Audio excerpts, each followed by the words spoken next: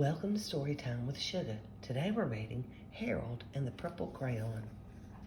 One evening, after thinking it over for some time, Harold decided to go for a walk in the moonlight. There wasn't any moon, and Harold needed a moon for a walk in the moonlight, and he needed something to walk on.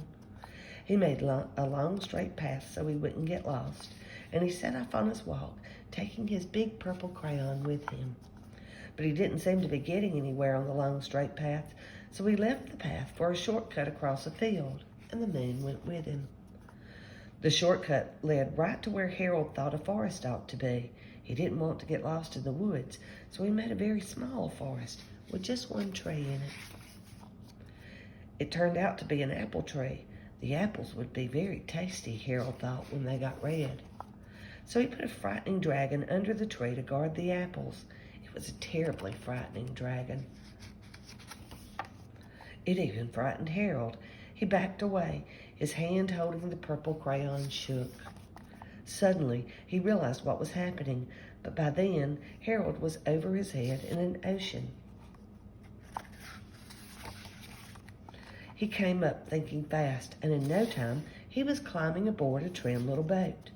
He quickly set sail, and the moon sailed along with him. After he had sailed long enough, Harold made land without much trouble. He stepped ashore on the beach, wondering where he was. The sandy beach reminded Harold of picnics, and the thought of picnics made him hungry, so he laid out a nice, simple picnic lunch. There was nothing but pie, but there were all 9 kinds of pie that Harold liked best. When Harold finished his picnic, there was quite a lot left. He hated to see so much delicious pie go to waste. So Harold left a very hungry moose and a deserving porcupine to finish it up. And off he went, looking for a hill to climb to see where he was.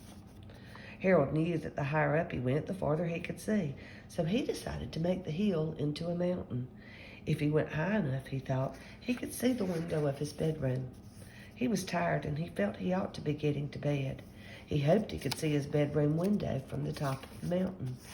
But as he looked down over the other side, he slipped, and there wasn't any other side of the mountain. He was falling in thin air. But luckily, he kept his wits and his purple crayon. He made a balloon, and he grabbed onto it.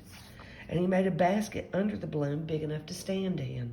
He had a fine view from the balloon, but he couldn't see his window. He couldn't even see a house. So he made a house with windows, and he landed the balloon on the grass in the front yard. None of the windows was his window. He tried to think where his window ought to be. He made some more windows. He made a big building full of windows. He made lots of buildings full of windows. He made a whole city full of windows. But none of the windows was his window. He couldn't think where it might be. He decided to ask a policeman. The policeman pointed the way Harold was going anyway, but Harold thanked him. And he walked along with the moon, wishing he was in his room and in bed. Then suddenly, Harold remembered. He remembered where his bedroom window was when there was a moon. It was always right around the moon. And then Harold made his bed. He got in it, and he drew up the covers. The purple crayon dropped on the floor, and Harold dropped off to sleep.